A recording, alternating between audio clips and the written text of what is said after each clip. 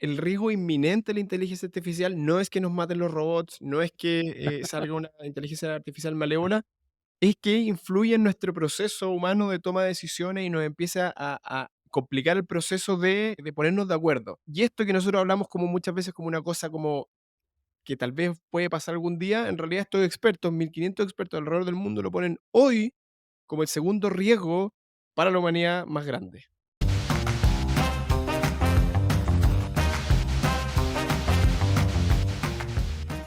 Hola, ¿cómo están? Bienvenidos a un nuevo capítulo de Emergente. Soy Tomás Sánchez y con Daniel San Martín estamos toda la semana intentando entender hacia dónde va el planeta. Daniel, ¿cómo estás? Muy bien, Tomás, acá viendo, pensando cómo se nos viene este año, comenzando un nuevo año en medio de un proceso de procesos enormes de cambio, así que con mucho entusiasmo de entender qué es lo que se nos viene este año 2024. Creo que es como medio inevitable que cuando estamos en diciembre y enero uno empieza a mirar para atrás y hace como el wrap-up del año y uno empieza el año y empieza a decir qué se nos viene. Y creo que fue interesante mirando diferentes estudios y cuando estamos haciendo la pauta con Daniel, que nos demoramos toda la semana, nos dimos cuenta que estábamos en la semana de Davos, ¿cierto? El World Economic Forum, donde como que todas las grandes personalidades y líderes del mundo económico, valga la redundancia, se juntan en este pequeño pueblo donde se esquía en Suiza, al norte de Suiza. Y el World Economic Forum, en conjunto con Marsh, que es una gran aseguradora o broker de seguros, publicaron un reporte muy interesante sobre cuáles son los principales riesgos que se vienen este año. Y no solamente los riesgos de este año, sino que también como la proyección en los próximos días. Y esa conversación se cruzó con el querido Daniel, que dice, mira, hay un comentarista político económico nos gusta mucho, que hizo algo parecido. Entonces dijimos, ¿por qué no tomamos el input, lo más rescatable de este análisis de riesgos de este año y los comentamos en nuestro podcast? Y son temas que muchos de estos nosotros los tratamos, pero la verdad que nos llamó la atención el reporte tanto del World Economic Forum como el análisis de Ian Bremer, porque permiten estructurar esto, hacen como Bremer mismo habla, un pensamiento sistemático, identificando los diferentes riesgos, y no solo eso, sino que además rankeándolos, viéndolo cuáles, según un montón de analistas, son los más importantes o los más probables y cuáles son un poco menos y quisimos comentar eso. Entonces, vamos a ello, ¿no, Tomás? Sí, vamos de una. Mira, te propongo lo siguiente, Daniel. Comenzamos por el reporte del World Economic Forum. Vamos claramente de más a lo particular, de lo más macro. Lo vamos comentando y después, la segunda parte, vamos con el análisis de Ian Bremer, porque la verdad es que está muy bueno, pero mucho más específico y la más fino en algunos temas. No tiene tampoco una metodología, por decirlo así, como tan explícita como en el caso del World Economic Forum, que básicamente lo que hace es que entrevista a 1.500 expertos en riesgo en todas partes del mundo. ¿Bien? Entonces, vamos con lo primero. Estos principales expertos ponen de manera categórica como el principal riesgo de este año el clima extremo, es decir, la manifestación del calentamiento global o del cambio climático como número uno. Como segundo, algo que también solemos hablar bastante en el podcast, pero que tiene que ver sobre la desinformación generada por la inteligencia artificial, con un 53%, por decirlo así, de apoyo como de lo que está en el top. ¿Bien? Un pequeño comentario rápidamente que nosotros lo hemos comentado varias veces acá, pero el riesgo inminente de la inteligencia artificial no es que nos maten los robots, no es que salga una inteligencia artificial malévola, es que influye en nuestro proceso humano de toma de decisiones y nos empieza a complicar el proceso de ponernos de acuerdo. Y esto que nosotros hablamos como muchas veces como una cosa como que tal vez puede pasar algún día, en realidad estos expertos, 1500 expertos alrededor del mundo, lo ponen hoy como el segundo riesgo para la humanidad más grande. No, tremendo. Bueno, el tercero tiene que ver con la polarización social, que es algo que creo que lo venimos conversando hace un par de años, por decirlo. El cuarto es interesante porque es un tema muchísimo más cotidiano que es el costo de vida, es decir, la crisis en torno a los costos de vida, y esto de nuevo es una mirada global, no solamente la mirada de Sudamérica, pero algo que hace sentido en un subcontinente como el nuestro. Y finalmente, los ciberataques, que también creo que son de esos temas que normalmente no conversamos, que ya pasan a segundo plano, que tal vez de repente todo el mundo está hablando cuando hackearon a una empresa importante, es una noticia que dura exactamente 2 días y desaparece. Y la verdad es que alcanza a estar en el top 5 dentro de los riesgos que perciben a nivel global este reporte. El otro día estaba mirando un reporte de Microsoft y según uno puede discutir si es que el análisis está bien hecho, pero según ellos, el costo económico de los ciberataques es tan grande que de aquí a un par de años va a ser tan grande en términos de costo económico que es como si fuera el tercer país del mundo.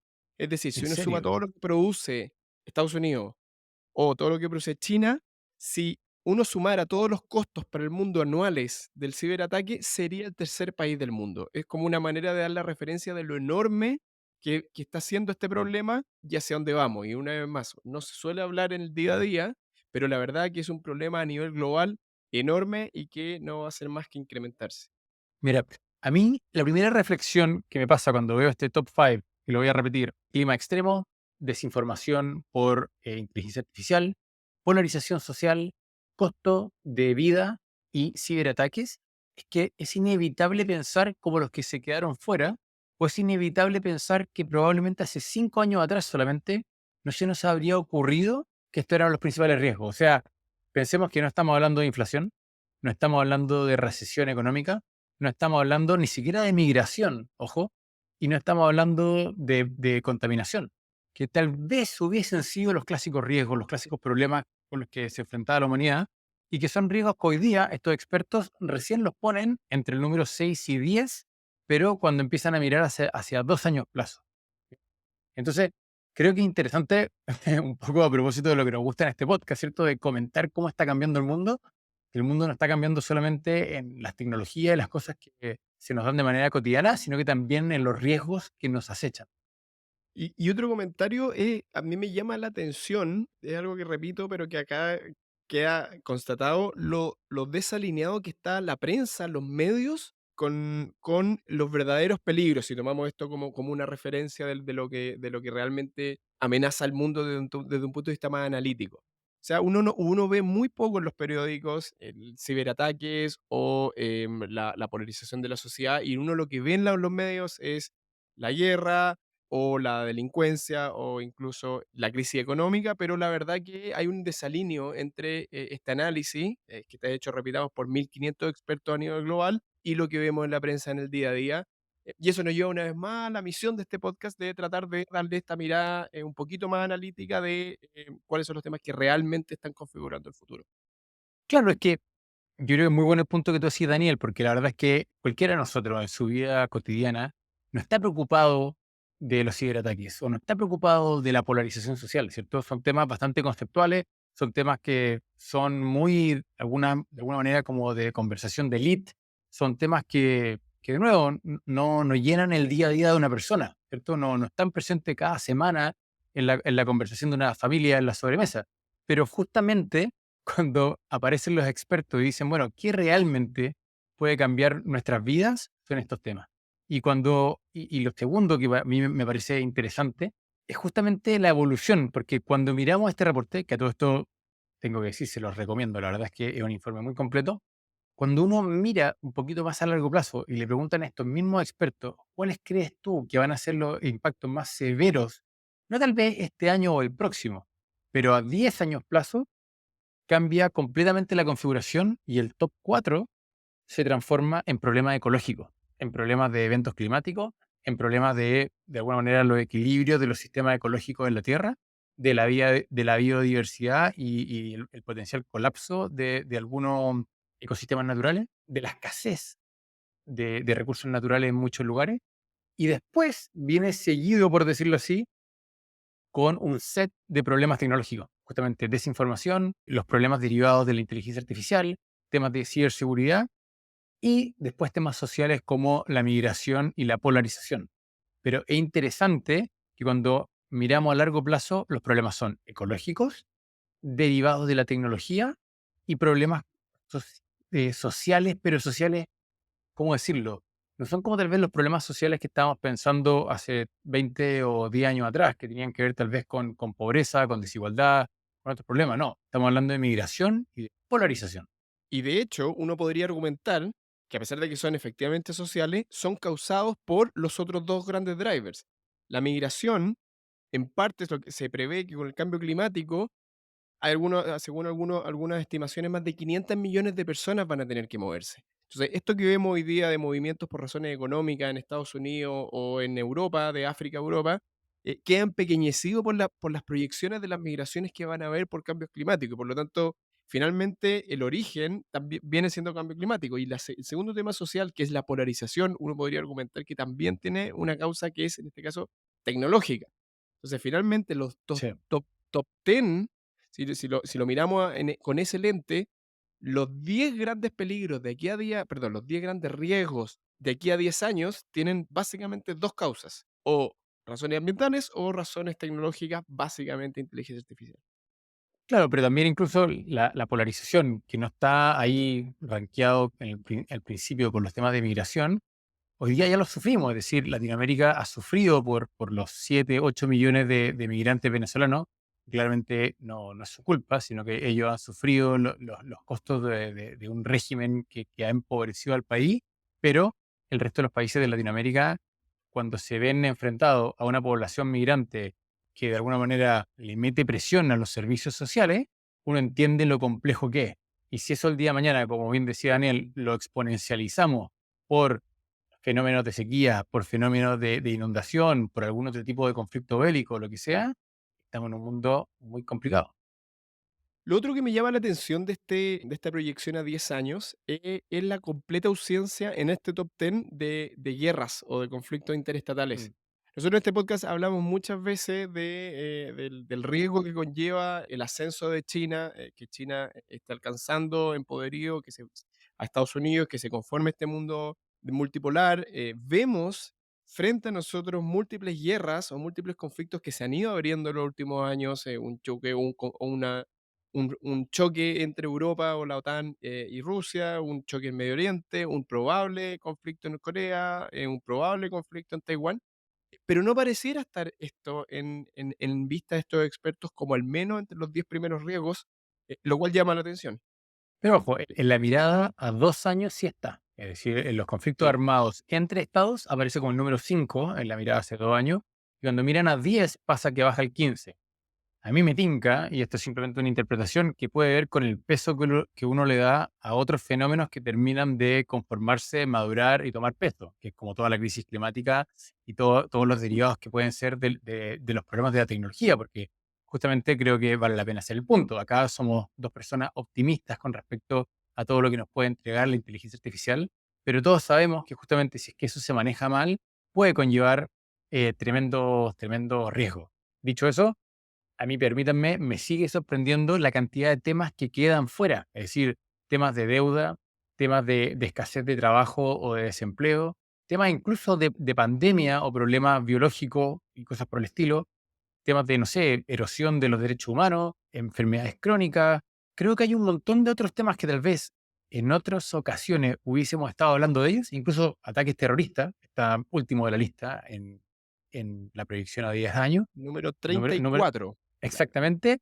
Y como no, como que, no sé, encuentro interesante entender que como que cambian los temas fundamentales a los que la sociedad está expuesta, y eso además no solamente contrapunto a los últimos 10 años, sino que también contrapunto a lo que decías tú, Daniel, cómo es tan diferente a la conversación cotidiana que uno ve en un canal de noticias local en cualquier país de Latinoamérica o que uno ve en el periódico que lee todos los días. Sí, ahora para poner un contrapunto, nosotros estamos contando lo que dice un reporte, que está construido por seres humanos con sus propios bias.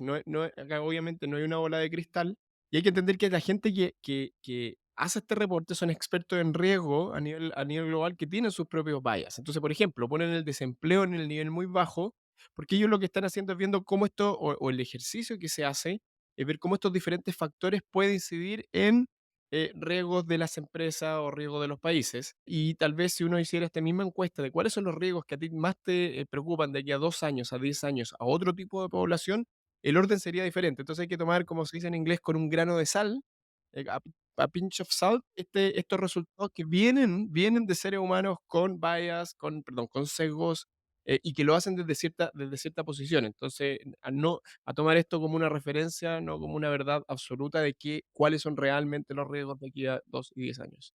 Daniel, ¿te parece que antes de saltar al siguiente análisis, especifiquemos en particular dos o tres de estos principales riesgos? Porque también cuando uno ve el gráfico, donde se hace este mismo análisis, pero diferenciado por cuál es el stakeholder afectado, es decir, cuál es el grupo de interés al cual, o mejor dicho, cuáles son los riesgos que más afectan a grupos de interés en particular. Y se hace la diferenciación entre gobierno, sector privado, academia, sociedad civil, organizaciones internacionales.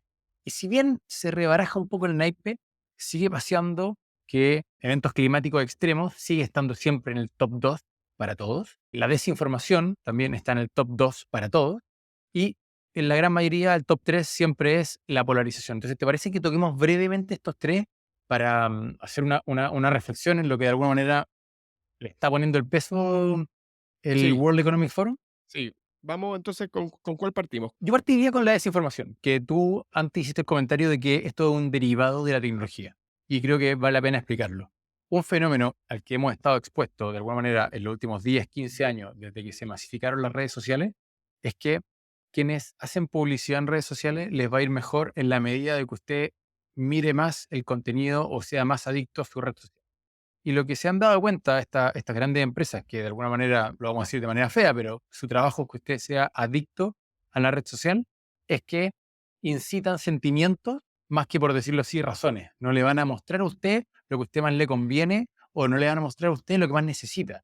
Le van a mostrar a usted lo que más lo enoja o lo que más lo emociona. Entonces, pegadito a ese sentimiento, se dan cuenta que viene de la mano la publicidad. Y esa publicidad va a ir muy de la mano de ciertos nichos que reaccionan a ciertos patrones.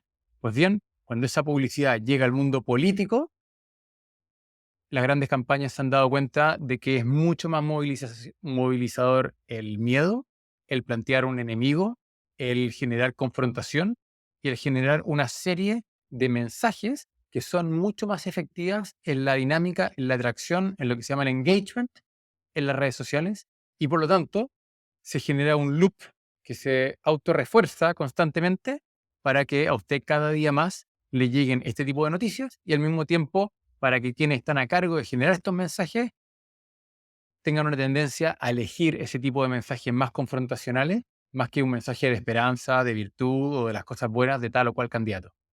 Para complementar esa explicación, lo que se ha ido produciendo es lo que se llama una burbuja cognitiva. Es decir, yo que tengo una cierta opinión, empiezo solamente a ver en mis redes sociales noticias que apoyan o soportan mi propia visión del mundo. ¿Por qué? Porque con eso logran que yo permanezca más involucrado en mi red social por más tiempo y por lo tanto me pueden vender más publicidad. Entonces, si bien es cierto, Facebook no es que quiera necesariamente producir esto, pero ha visto que por este medio obtienen más dinero y más mayor rentabilidad a través de la venta de publicidad. Y esto se extiende a todas las personas y por lo tanto cada uno lo que empieza a ver como que lo que es verdad, lo que está ahí afuera del mundo es todo aquello que va radicalizando su propia posición.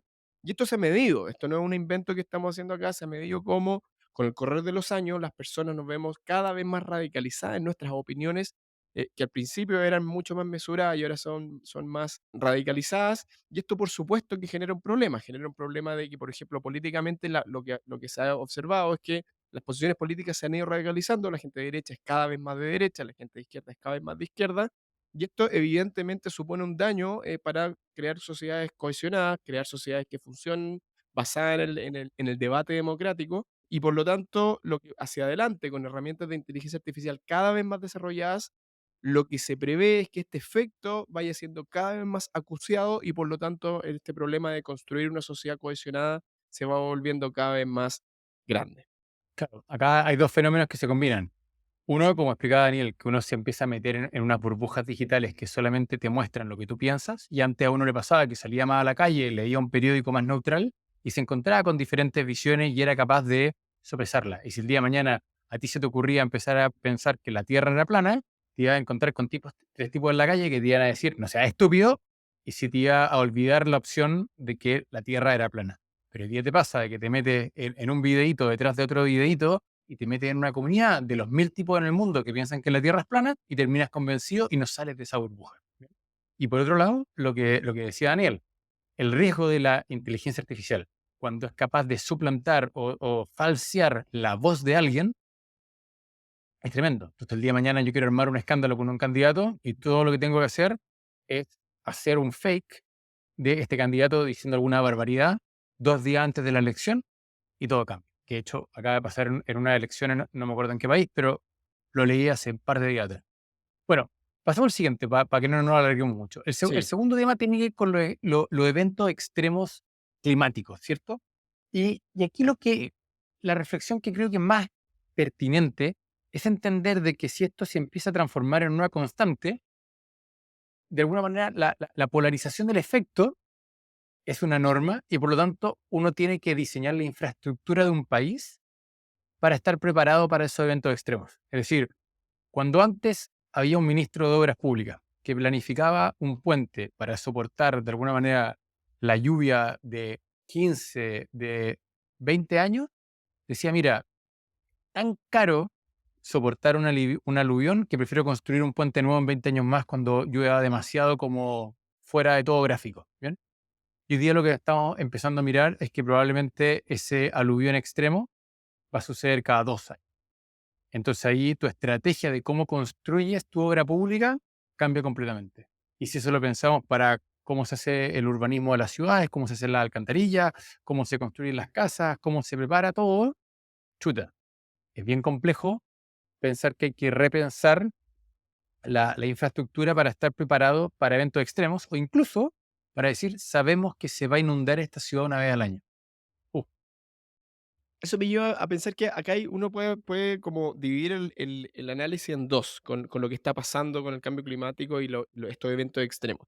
Uno es que efectivamente estos grandes cambios se vuelven, perdón, situaciones anómalas o lo que antes era anómalo se empezó a volver la norma, pero además hay un efecto de impredictibilidad de lo que pueda pasar a futuro. Y acá no quiero ponerme demasiado mm, técnico, pero el clima es un sistema complejo. ¿Qué significa eso? Que tiene tantas partes móviles que no importa la cantidad de expertos climáticos que tengamos alrededor del mundo y los supercomputadores que tengamos, realmente no podemos predecir lo que va a pasar con 1, 2, 3 grados de calentamiento global. Es, en el sentido más literal de la palabra, impredecible. No hay modelos, no hay computadores suficientes para que sepamos cuáles van a ser los efectos de nuevo, 3, 4, 5 grados más. Y esto es muy peligroso porque muchas de las instituciones, mucho de la civilización humana se basa en la planificación y se basa en la planificación de nosotros sabemos que hay ciertas estadísticas de cosas que ocurren en nuestro ambiente, pero cuando empezamos a vivir un mundo donde es impredecible lo que va a pasar, el nivel de lluvias, las temperaturas y otras variables climáticas de aquí a 5 o 10 años, la verdad que empezamos a vivir en un mundo nuevo. Entonces, son los dos efectos. Uno, que efectivamente vamos a tener, por decirlo de manera sencilla, muchas más tormentas, muchas más lluvias extremas, muchos más días de calor extremo, pero además también ocurre que no sabemos lo que va a ocurrir. Podrían ocurrir cosas muy feas, tal vez, y no lo sabemos, de aquí a 10 años si seguimos incrementando la temperatura media y no somos capaces de solucionar el efecto invernadero en el corto plazo. tal cual. No tengo nada más que decir, no me quiero alargar. ¿Y sabéis qué? Creo que el tercer tema, que era la polarización política, creo que al final lo terminamos mezclando con la desinformación. Es decir, o mejor dicho, creo que explicamos mejor la polarización que la desinformación. Es que van muy vinculados. De hecho, como está puesto hoy día en el informe, uno es un fenómeno tecnológico, el de la desinformación, y el otro es un fenómeno social, pero que van definitivamente de la mano. Claro, pero en el fondo, tocando brevemente la desinformación, es entender de que antes, de alguna manera, decir mentiras era más caro, o decir mentiras costaba más que se diseminaran. Es decir, alguien contaba una mentira, Sí. te encontrabas justamente con 3, 4 personas que te decían, no, no seas estúpido, la Tierra no es plana, ¿cierto? Y se resolvía esto.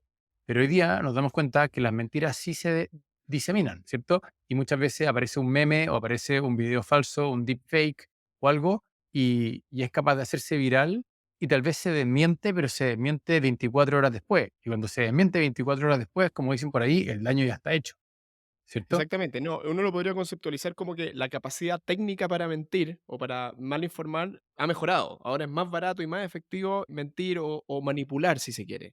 Estamos viviendo tiempos en que como el costo o la eficiencia técnica de manipular se ha incrementado, los resultados son que estamos viviendo una sociedad cada vez más polarizada. Tal cual.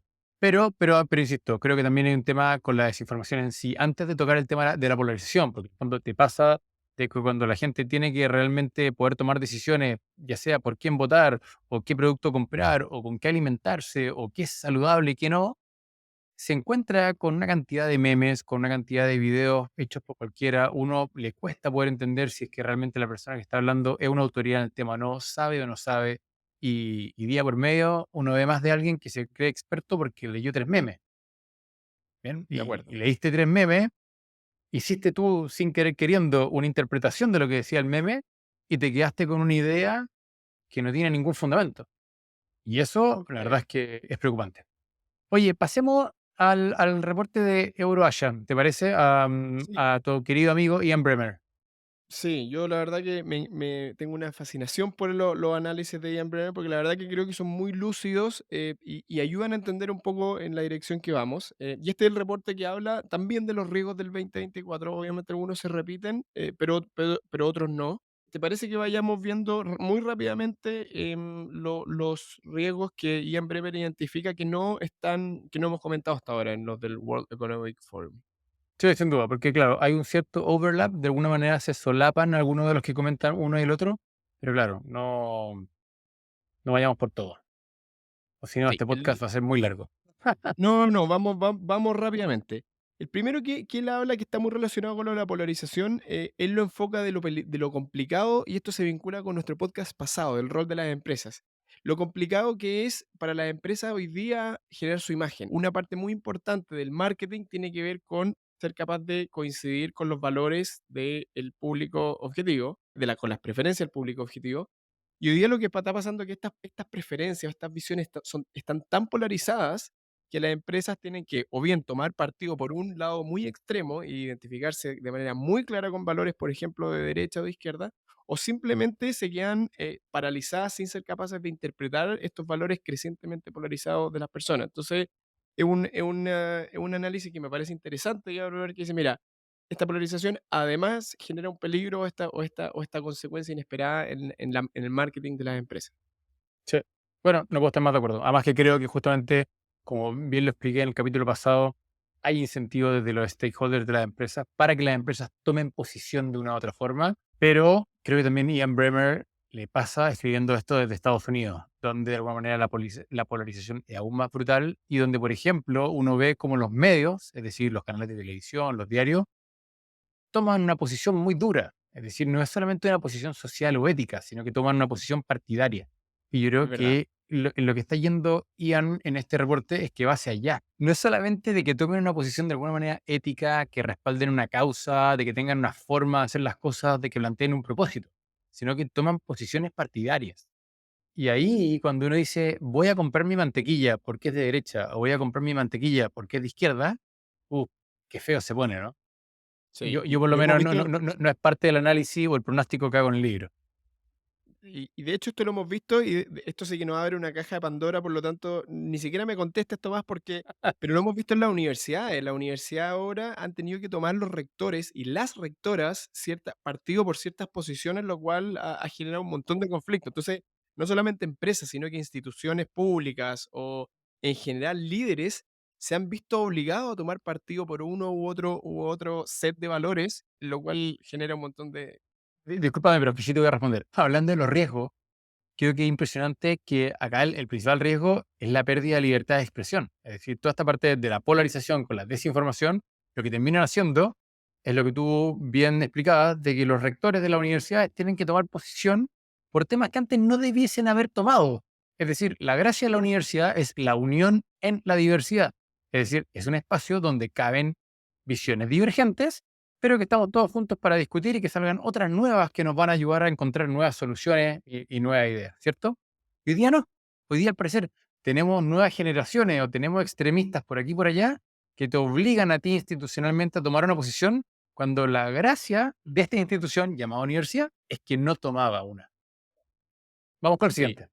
Vamos con lo siguiente, es que deberíamos, nosotros hemos hablado y generalmente queda como bien en abstracto, porque la desinformación puede causar caos social y, bueno, este es un ejemplo muy claro. Lo que está pasando con la universidad en Estados Unidos queda claro cómo un problema que en principio puede ser solo tecnológico termina siendo social y grave, pero vamos con el siguiente.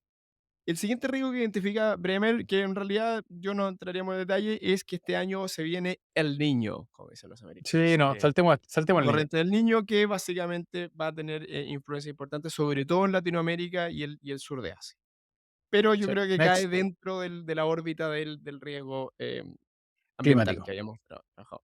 El Bueno, otro tampoco quiero entrar muy en detalle, que tiene que ver con la inflación. Efectivamente, la inflación era un peligro o un riesgo que se veía muy, muy latente el 2023. Ha ido cediendo en la mayoría de los países, al menos en Occidente. Y ahora el desafío que Ian Bremmer identifica es de los bancos centrales, de que hay que empezar a hacer una política monetaria ahora que ya no sea para controlar la inflación, sino que ir gravitando hacia una política monetaria que es para incentivar la economía, y ahí hay un desafío. Poco creo que valga la pena entrar, pero básicamente están pasando de riesgo de inflación a riesgo de no ser capaz de empujar la economía como corresponde. El siguiente riesgo me parece más interesante, que no está en lo que hablamos antes. Tomás, ¿querías decir algo? no, no, que estoy de acuerdo. Creo que el séptimo riesgo que plantea nuestro amigo Ian, que es el pasando y pasando, por decirlo así, está interesante, donde él de alguna manera plantea de que se va a empezar a generar una especie de, bueno, un quid pro quo, ¿cierto? Un comercio muy, muy estratégico en torno a minerales, ¿cierto? Y él después hace el link con otras cadenas de suministro. Entonces, por ejemplo, da el ejemplo que hemos conversado muchas veces acá en el podcast, que tiene que ver con los semiconductores que China necesita, porque no tiene la tecnología para generarlo y se lo compra a Estados Unidos o a Taiwán, pero China, por el otro lado, tiene acceso a un montón de tierras raras que sí necesita el resto del mundo, ¿bien? Y eso después podemos tocarlo en el caso del litio en Sudamérica, pero tiene que ver con los activos o minerales estratégicos que se transforman en una moneda de cambio interesante en el mundo entero. Sí, como dices tú, va a ser una fuente de posibles conflictos. Estamos pasando a un mundo donde antes el petróleo era este recurso maravilloso, el oro negro, y que generaba tensiones geopolíticas, a un mundo donde son los minerales raros, los minerales que además te permiten, y aquellos minerales que te permiten generar baterías y tecnología asociado a la tecnología eléctrica, el que va a generar el nuevo oro, digamos, ahora el litio más el resto de los minerales. De acuerdo. Después, y con esto yo me quedo tranquilo, puedo morir tranquilo, el otro riesgo tiene que ver con China. Finalmente logramos hablar de un tema que a mí me parece importante y lo que habla Ian Bremer acá de nuevo, no abramos esta nueva caja de Pandora que podría ser hablar de China, pero que China no se ha recuperado desde la pandemia como se han recuperado otros países occidentales. Y la interpretación que hace Ian es que Xi Jinping, el presidente, no está tan preocupado, que la preocupación principal del líder es la estabilidad de su régimen y la estabilidad del país más que una recuperación económica per se. No, y sobre todo la estabilidad política. Es decir, que no se nos olvide de que Xi Jinping em, logró cambiar la constitución china para él poder ser reelegido eternamente. Antes, los presidentes de China podían ser reelegidos por 2 términos y por lo tanto podían estar máximo 10 años. ¿Bien? Y Xi Jinping está en el poder, si no me equivoco, desde el 2012. ¿Bien? 12, sí. Entonces, por lo tanto, ya lleva más de 10 años y todo lo que el mundo pronostica es que se va a quedar hasta que se muera. Y él, de alguna manera, fue capaz muy hábilmente, con todo lo que implica la política en un país de partido único, en él transformarse en el único contendor. No tiene de alguna manera una facción dentro del Partido Comunista China que le haga el peso, pero me imagino que después de un par de años de pandemia y un montón de problemas económicos, se tiene que haber generado cierta disidencia y Xi Jinping tiene que estar preocupado en ordenar la casa antes de volver a crecer rápido. Que a todo esto es un tema como que dejó de ser tema. Es decir, hace 2 años atrás hablamos mucho de cómo se iba a perpetuar Xi Jinping en el poder y dejó de ser tema. Es decir, ya nos acostumbramos, ya lo vimos como un hecho, aceptamos de que el segundo país más grande del mundo en términos económicos sea una dictadura y bueno, así es. Sí. No, interesante que como yo lo que siento en el ambiente es que este pánico del enfrentamiento militar directo entre Estados Unidos y China, que hace 6 meses creo que se respiraba, ha dejado estar en el aire, lo cual tomémoslo como una buena noticia. Sí. Pero el siguiente riesgo, Ian Bremer separa a otro club de países, los separa de China. Dice, mira, China la verdad que está más preocupado de tener estabilidad interna, no está hoy día realmente preparando una guerra inminente contra el Occidente. Pero sí hay un grupo que él sí vincula explícitamente tres países, que él habla de Rock State, que vendría siendo, ¿cuál es la traducción en español? Vendría siendo Como los descarriados. sí, descarriados, bravucones, escuché, pero no es una palabra que nos guste mucho. que son tres países, son Rusia, el club de los de estos tres estados rebeldes, Rusia, Irán y Corea del Norte. Que si bien es cierto, no tienen nada que ver o no tienen mucha relación ni étnica, ni cultural, ni siquiera histórica, Ni siquiera ideológica tampoco. ni siquiera ideológica. Sí pareciera que están, los 3 se benefician de generar cierto nivel de caos, y los 3 sí se benefician de, cooperar y operar militarmente en conjunto. Ya hay evidencia de eso, hay evidencia de que, el Estado norcoreano está proveyendo a Rusia de, armamento para mantener el frente en Israel, perdón, en Ucrania. Irán hoy día está enfrascado en un conflicto de facto en el Medio Oriente y hay bastante evidencia y que hay traspaso de tecnología militar entre Rusia e Irán, drones y otro tipo de armamento. Y por lo tanto ahí hay un eje bastante identificado que está generando problemas y que definitivamente va a seguir generando problemas en el 2024. Lo que pasa es que esto da para una discusión geopolítica e incluso ética bien interesante, ¿cierto? Y que tiene que ver con que lo único que tienen en común estos, estos tres estados es que son autocracias que están dispuestas a pelearse con Occidente y con sus vecinos y con, de alguna manera, con los poderes hegemónicos. Versus China, que es una autocracia, ¿cierto? Pero que no está dispuesta a pelearse, porque de una u otra manera depende de un buen comercio sano y saludable y fluido con el resto del mundo para ellos poder tener el bienestar económico que ansía su población. Sin embargo, la autocracia de estos tres líderes, ¿cierto? No depende del bienestar de su población, sino que por el contrario, dependen para estar en el poder del conflicto. Entonces, por lo tanto, creo que tienen una lógica de cómo operan estos tres estados que viene desde el conflicto, a diferencia de otras autocracias que de alguna manera el mundo ha aprendido a tolerar y a decir, bueno, este país es soberano, yo voy a lidiar con ello en la medida que haya un win-win. En este caso no. En este caso ellos quieren un conflicto porque les ayuda a perpetuarse en el poder, les da un relato, les da control sobre la población, etcétera, etcétera. Muy, muy de acuerdo. Estoy particularmente de acuerdo con ese análisis. De verdad, de verdad. Sonó sarcástico, pero creo que diste en el clavo, Tomás. Después, Oye, en honor sigamos. al tiempo, voy a ir muy rápido porque además lo que está el riesgo ranking número 4, vamos yendo del 10 al 1, tiene que Sí, ver con una inteligencia artificial mal gobernada. Entonces creo que eso lo hemos tratado sí. largamente. El Rigo 3 tiene que ver, hace el doble clic Ian Bremer en Ucrania. Ven que el conflicto va a seguir y que probablemente él predice que es muy poco probable que Ucrania logre recuperar los territorios perdidos frente a Rusia. Pero creo que también está en lo que hemos comentado. El segundo en el ranking es el conflicto del Medio Oriente, que también es un tema que Sí. más largo que creo que deberíamos tratar, pero que es conocido, sabemos de lo que estamos hablando. Y Tomás, no sé si quieres No, no. tacatacatán, tú decir y venir con el riesgo número uno más importante que ve Ian Bremer eh, en el mundo 2024. Sí, a mí me gustó. De hecho, no habiéndome asombrado demasiado el reporte de nuestro amigo Ian, la verdad es que encontré interesante el número uno, no porque Que de fuese hecho nuevo, creo que sino por... es un broche de oro a este podcast, a este gran capítulo. Absolutamente. Pero bueno, era un tema que ya se ha venido conversando en los últimos, ¿cuántos? 5 años probablemente. Pero, o mejor dicho, desde la elección de Trump en su primer gobierno y único hasta el minuto, ¿cierto? Pero tiene que ver con redoble de tambores, es Estados Unidos contra sí mismo, ¿cierto? Y tiene que ver con que Estados Unidos sigue teniendo un poderío económico y militar sin rival. De alguna manera China se le ha acercado, pero sigue lejos, ¿cierto? Estados Unidos sigue siendo el país de alguna manera hegemónico en el mundo.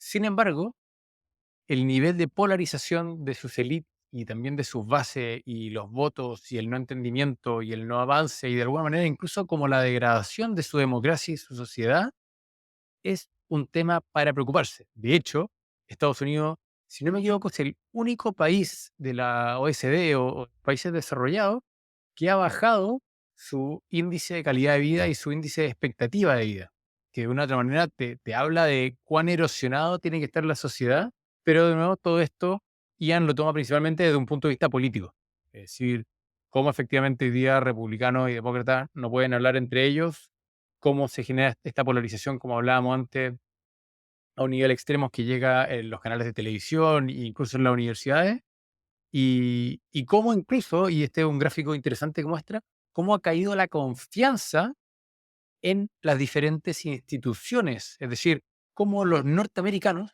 hoy día confían menos que hace 50 años en su Corte Suprema, en su Congreso, en el presidente, en la iglesia, en las universidades, en los medios. Entonces, es un poco como un derrumbe de las instituciones que esto es bien personal, pero en el caso de Daniel y yo, que somos chilenos, lo hemos visto de manera muy clara en el caso de Chile.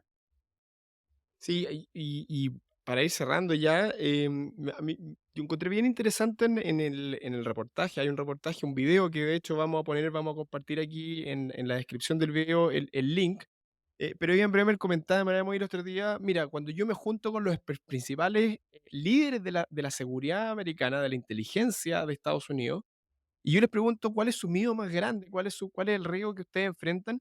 No hablan estos líderes de seguridad americanos del conflicto en el Oriente Medio, a pesar de que hay, digamos, armamento americano que se está movilizando, portaaviones movilizándose por todo el mundo. Lo que más les da miedo y el punto donde creen que Estados Unidos es más sujeto a ser atacado es en su proceso democrático. La principal vulnerabilidad de Estados Unidos hoy día no es un ataque nuclear, no es un ataque con armas, es un ataque a su sistema democrático por medio de, y por esto digo que es un broche de oro, por medio del uso de tecnologías de ciberseguridad, de inteligencia artificial u otros, que pueden usar sus rivales para desestabilizar el sistema político y también, con el mecanismo que hemos hablado, social de Estados Unidos de Norteamérica. Creo que está dicho. Creo que no van a hacer más reflexiones al respecto. Creo que estuvo simpático el capítulo, Daniel. Hicimos algo diferente. La verdad que mucho tema, mucho contenido. Estimadas, estimados que nos escuchan, les haya gustado el capítulo. Bueno, ahí siempre como decimos, esperamos su feedback. La verdad es que tocamos un montón de temas, pero queríamos que valiera la pena hacerlo de manera breve, porque de alguna manera así logramos que ustedes se queden con un par de ideas en la cabeza, reflexionen, nos discutan, comenten en redes sociales. Y bueno, nos estamos viendo, nos estamos escuchando la próxima semana, ¿no, Daniel?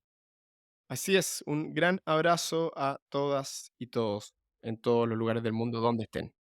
Y como siempre, agradecemos mucho que nos sigan, que se lo compartan a sus amigos y que nos den feedback. Un abrazo muy grande, que estén muy bien.